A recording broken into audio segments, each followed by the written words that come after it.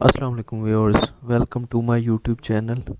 आज हम डिस्कस करने जा रहे हैं इक्विवेलेंट नॉर्म्स को फंक्शनल एनालिसिस के अंदर। सबसे पहले हम इसकी डेफिनेशन देखेंगे, फिर इसके दो से तीन एक एग्जांपल और एक दो थ्योरम करके हम इसके मेन इंपॉर्टेंट रिजल्ट्स को भी डिस्कस करेंगे। सबसे पहले हमारे पास है इसकी definition. Let X be a norm space, let norm 1 and norm 2 be two norms on x। ये नॉर्म स्पेस के ऊपर दो हमने नॉर्म्स ली हुई हैं। The norm 1 is said to be equivalent to norm 2 if there exists a positive real number a and b such that a norm of 2 less than or equal to norm of 1 less than or equal to b into norm of x2। तो ये वाली condition for all X belongs to X, ये वाली condition जब हमारे पास दो norms के लिए सेटिस्फाई होगी तो हमारे पास वो नॉर्म्स जो हैं इक्विवेलेंट नॉर्म्स होंगी। If the norm 1 is equivalent to another norm 2 these are written as. तो इसको हम ऐसे लिखते हैं, यानी कि जिस तरह इक्विवेलेंट का साइन होता है। तो दो नॉर्म्स बेसिकली उस वक्त जो है इक्विवेलेंट होंगी जब ए और बी कोई से भी आप पॉजिटिव रियल नंबर लेंगे। ये याद रखना है, पॉजिटिव रियल नंबर है, नेगेटिव नहीं लेने, पॉजिटिव रियल नंबर आपने लेने हैं। और वो अगर इस इनइक्वालिटी को सेटिस्फाई करेंगे तो तब हमारे पास वो क्या होंगे, इक्विवेलेंट नॉर्म्स होंगे। अब हम इसकी एक एग्जांपल देखते हैं। If norm 1 is equivalent to norm 2 in a norm space x, then show that norm of 2 is equivalent to norm of 1। तो इसको हमने प्रूव करना है कि अगर नॉर्म ऑफ 1 इक्विवेलेंट है 2 के तो फिर 2 इक्विवेलेंट होगी नॉर्म ऑफ 1 के। तो यहाँ पे हम इसको देखते हैं, इसका सॉल्यूशन देखते हैं। As given norm 1 is equivalent to norm 2। ठीक है, अब डेफिनेशन आपने देख ली है नॉर्म की जो हमने देखी थी, और वो क्या थी आपके पास, ए नॉर्म ऑफ, सॉरी यहाँ पे एक्स लिखते हैं, 2 लेस देन और equal to norm of 1 less than or equal to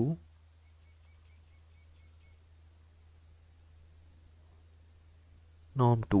ठीक है, तो ये हमारे पास क्या है, डेफिनेशन है। यहाँ पे आपके पास बी है, इसको थोड़ा सा सेपरेट करके लिख लें दोनों को।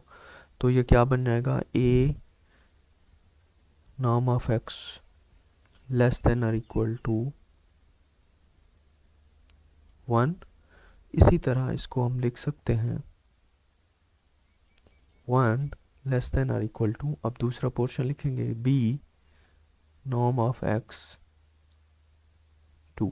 ठीक है, अब ये चीज़ हमारे पास आ गई है, इसी को ही हम जो है वो सिंपलीफाई करेंगे और हमारा रिज़ल्ट आ जाएगा। अगर मैं ए इधर भी डिवाइड कर दूँ इधर भी डिवाइड कर दूँ तो ये मेरे पास बन जाएगा 1/a। ठीक है, और सिमिलरली यहाँ पे भी क्या करना पड़ेगा, b दोनों साइड से डिवाइड करेंगे तो ये बन जाएगा 1b x2। ठीक है, अब यहाँ पे आप देखते हैं कि नाम ऑफ 2 जो है ये लेस देन है इससे, और यहाँ पे नाम ऑफ 2 ग्रेटर देन इससे है। कंबाइन करें बोथ को, कंबाइनिंग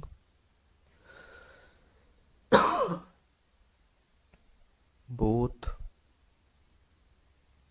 तो इसको अगर मैं दरमियान में लिख दूँ तो ये ग्रेटर देन है किसके, 1/b x1 के, और लेस किससे है 1/a। आप यहाँ पे देख लें क्या वही शक्ल नहीं बन गई। अगर आपको इसमें थोड़ी सी भी कोई वो हो रही है कि वहाँ पे a इधर था b इधर था, तो उसका भी सलूशन ये है कि वहाँ पे हमने पॉजिटिव रियल नंबर की बात की थी। अब जैसा कि यहाँ पे हमने ए और बी जो है वो लिए थे पॉजिटिव रियल नंबर लिए थे, तो उनका रेसिप्रोकल भी हमेशा पॉजिटिव रियल नंबर ही होगा। तो इसको आप कोई और नाम भी दे सकते हैं, let 1/b is equal to C, 1/a is equal to D, इस तरह भी नाम दे सकते हैं। तो इसको आप लिख सकते हैं C x1 less than or equal to x2 less than or equal to, आप इसकी जगह डी लिख देंगे, ये 1 बन जाएगा। तो आप यहाँ से देख सकते हैं कि ये हमारे पास आ, इसकी कंडीशन जो है वो क्या हो जाती है, सेटिस्फाई हो जाती है।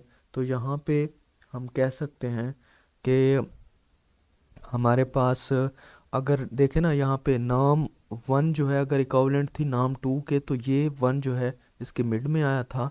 अब अगर मिड में 2 आ गया है और ये बाहर है, तो हम कहेंगे कि नाम ऑफ 2 इज इक्विवेलेंट टू नाम ऑफ 1।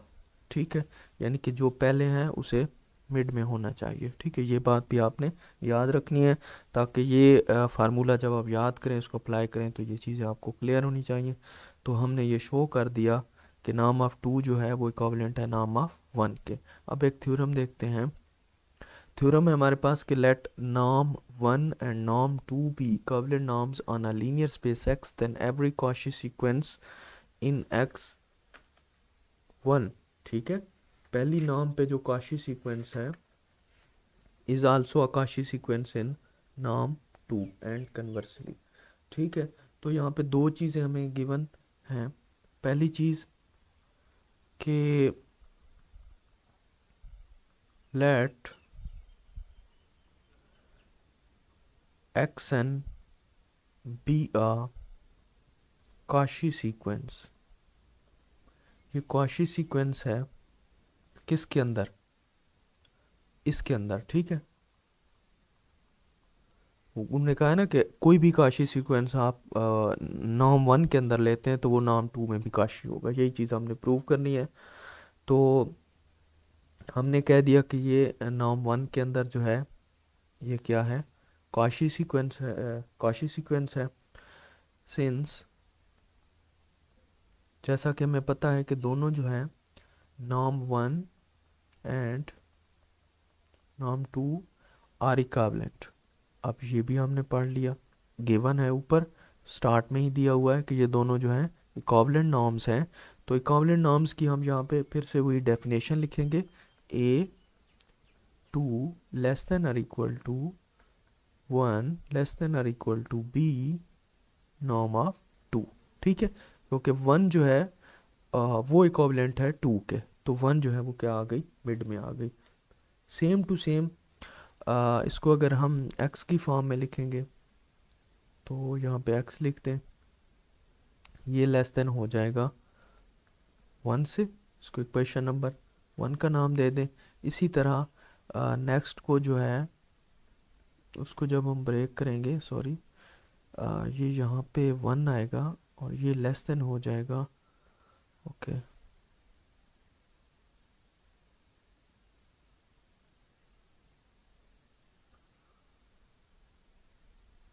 ये लेस देन हो जाएगा आपके पास B2 से। ठीक है, ये दरमियान में क्या है, 1 है, ओके, ये 1 है।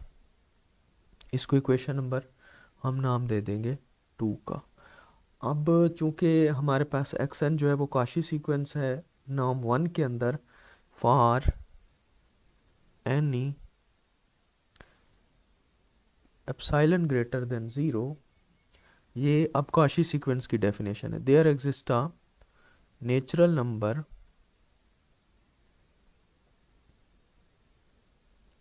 एन नॉट, ठीक है, सच दैट, ये बिल्कुल वही डेफिनेशन है जो हम पहले लिखते थे।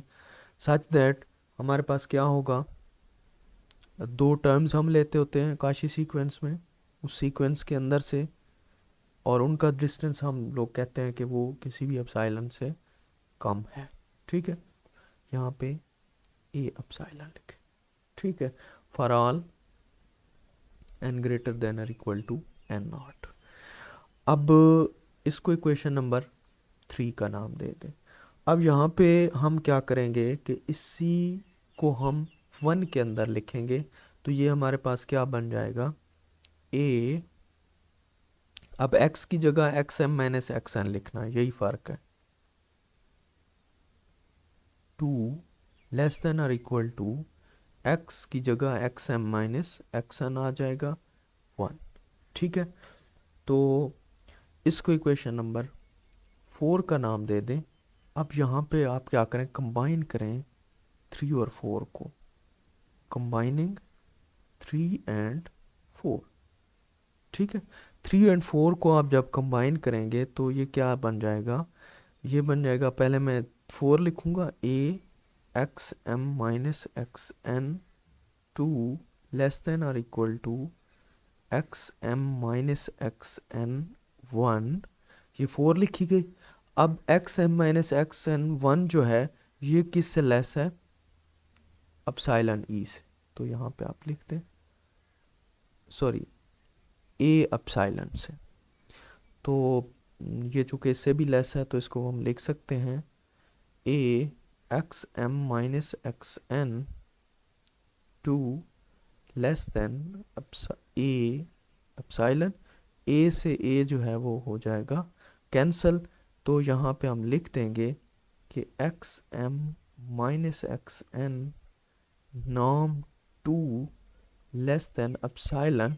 इसका मतलब है कि फिर जो हमने सीक्वेंस लिया था, जिसको हमने कहा था कि वो नाम 1 के अंदर काशी है, यहाँ से हमें पता चल गया कि वो नाम 2 में भी क्या है, काशी सीक्वेंस है।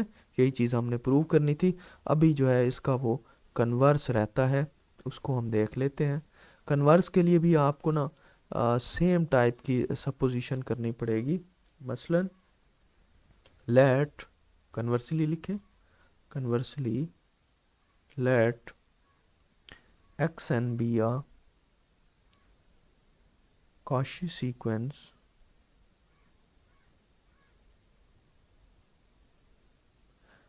sequence है किसमें, नॉर्म 2 के अंदर। अब नॉर्म 2 के अंदर जो है हमने इसको सपोज किया है कि ये काशी सीक्वेंस है, नॉर्म 1 के अंदर जो है हम इसको प्रूव करेंगे। तो बिल्कुल वैसी स्टेटमेंट जिस तरह होती है काशी की, then for any epsilon greater than 0 there exist a natural number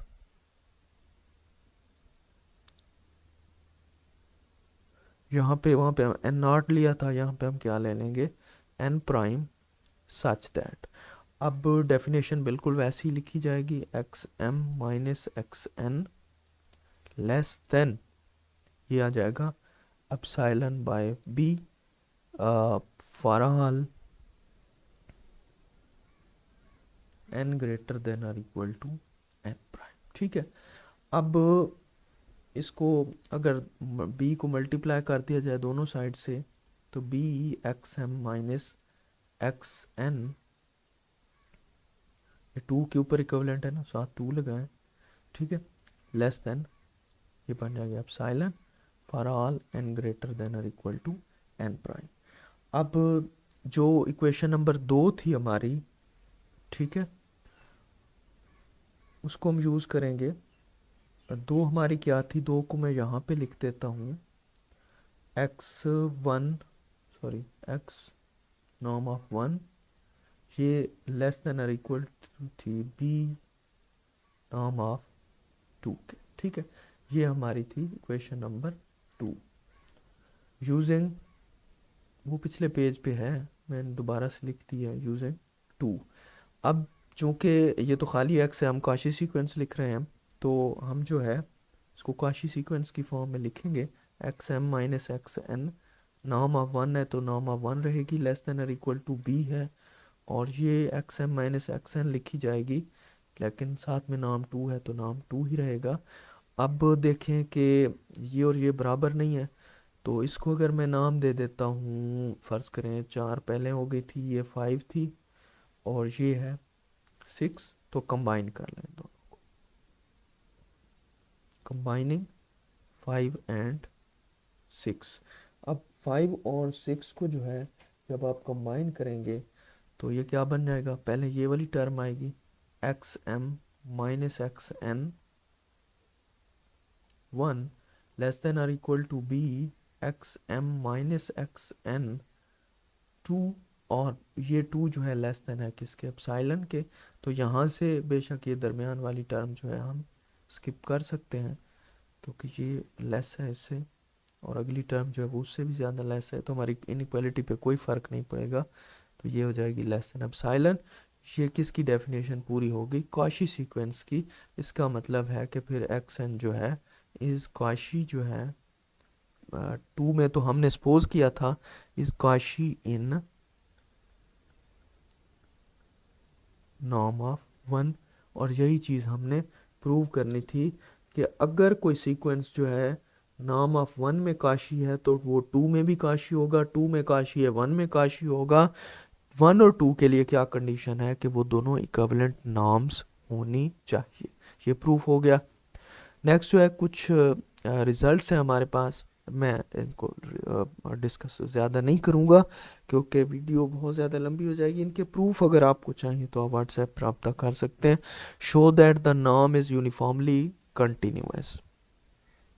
ठीक है, तो यहाँ से आप एक चीज़ याद रख लें कि जो नॉर्म है वो हमेशा क्या होती है, यूनिफॉर्मली कंटिन्यूअस होती है एक्स या आर पे। Equivalent norms have equivalence relation. Equivalence relation में आपने पढ़ा है कि आपके पास सिमेट्रिक प्रॉपर्टी होती है, रिफ्लेक्सिव प्रॉपर्टी होती है। ठीक है, तो वो जो 3 प्रॉपर्टीज़ होती है ना, तो कहने का ये मतलब है कि जो इक्विवेलेंट नॉर्म्स है ना वो इक्विवेलेंस रिलेशन रखती हैं। अच्छा, थर्ड वन मोस्ट इंपॉर्टेंट है, on a finite dimensional vector space x any norm is equivalent to any other norm 0। ठीक है, अगर फाइनाइट डायमेंशनल वेक्टर स्पेस है, जहाँ पे लफ्ज़ फाइनाइट डायमेंशनल आ जाएगा, डायमेंशनल डायमेंशन किसे कहते हैं, number of elements in a basis. Basis के अंदर जितने एलिमेंट्स हैं वो उसकी डायमेंशन होती है। तो फाइनाइट डायमेंशनल वेक्टर स्पेस के अंदर जो है एक नाम दूसरे से इक्विवेलेंट होगी। फोर्थ वन है हमारे पास, equivalent norms on a norm linear space x define the same topology on x. तो एक नॉर्म जो है जो टोपोलॉजी को डिफाइन करेगी, दूसरी जो उसके इक्विवेलेंट नॉर्म्स है वो भी सेम टोपोलॉजी को डिफाइन करेगी। आज के लिए इतना ही। अगर किसी चीज़ की समझ नहीं आए तो कमेंट बॉक्स में आप पूछ सकते हैं। इंशाल्लाह नेक्स्ट लेक्चर में मिलेंगे, तब तक के लिए अल्लाह हाफिज़।